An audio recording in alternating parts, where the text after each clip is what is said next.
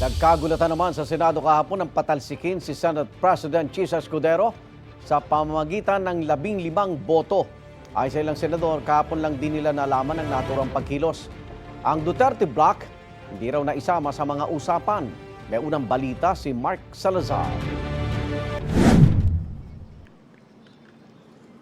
Mr. President, I would like to move to declare the position of the Senate President as vacant, Mr. President. Is there any objection? Hearing none, the motion is approved. Walang kumontra sa motion ni Senador Mig Zubiri sa pagbubukas ng sesyon ng Senado. Ang pagbakante sa pwesto ng Senate President nauwi sa nominasyon kay Senador Tito Soto para palitan si Senate President Chis Escudero.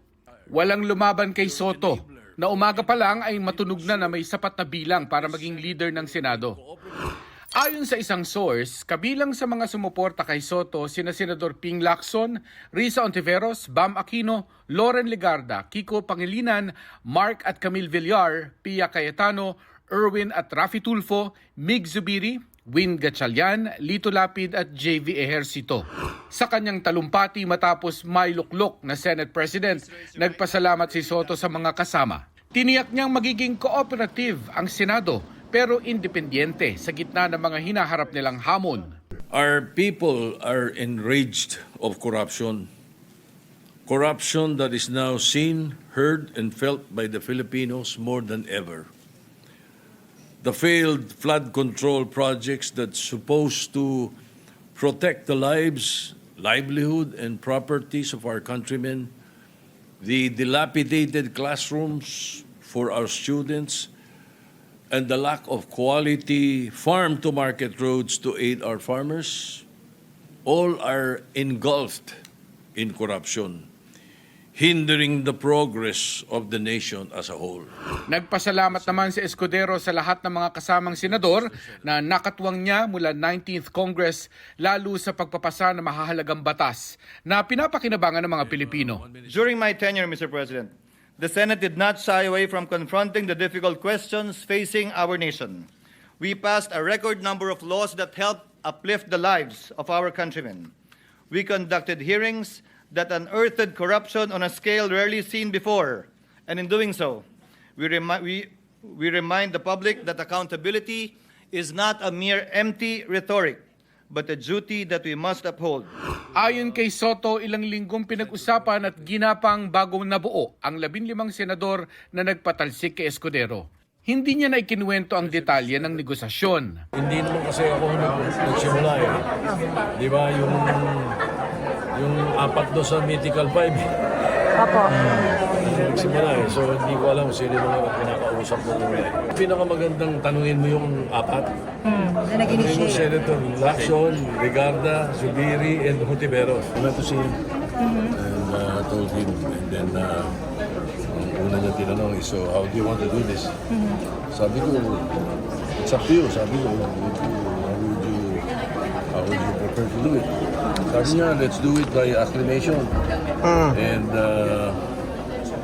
declare the position of Senate President vacant.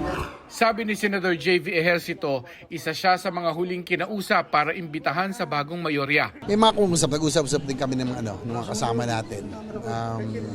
In particular kami ni Sen. Sherwin, nag-usap kami kung anong gagawin namin. Kasi may mga kumausap din naman sa amin na we cannot reveal na. Ang Senate President pro tempore ni Escudero na si Senador Jinggoy Estrada habang nasa Blue Ribbon Committee hearing, nakabalita na ikukudita na pala sila sa hapon. I was dumbfounded. How were you informed? Well, I talked to SP Cheese what's happening because I've read in social media na may mga rigodon nga mangyayari sa Senate. So, I was surprised. But it happens. Wala tayong magagawa. They have the numbers, so congratulations. Sa tinaguriang Duterte Block naman, si Senadora Amy Marcos ang nagsabing hindi sila isinama sa usapan. Nagpirmahan daw. Pero wala namang binigay sa akin. Nagtitignan. Wala namang kumausap. Wala namang nagkumbinse. Parang nalito nga kami ni Nabato. Nalito rin kami ni Nabongo. Ano ba nangyayari? Pati si Senator Robin na patakbo yata kay SP Cheese. Nagkakalituhan bakit yung Duterte Block na out kami. Wala pang umaamin ng dahilan kung bakit pinatalsik si Escudero bagamat nahahagingan ng usapin ng flood control scandal na kumakabit kay Escudero at dating Majority Leader Joel Villanueva. Siguro nasobrahan na yung siraan ng both houses no? It has affected the institutions already. Yeah. Ako naman, I think yung mga issues kay Sen. Cheese, kay Sen. Joel, it's part of the demolition job. But it's already affecting the Senate and we have to save that institution. Maraming mga hinaharap yung leadership namin. Di ba? Maraming hinaharap. Nabuti na rin siguro yung we'll try to calm things down in the Senate.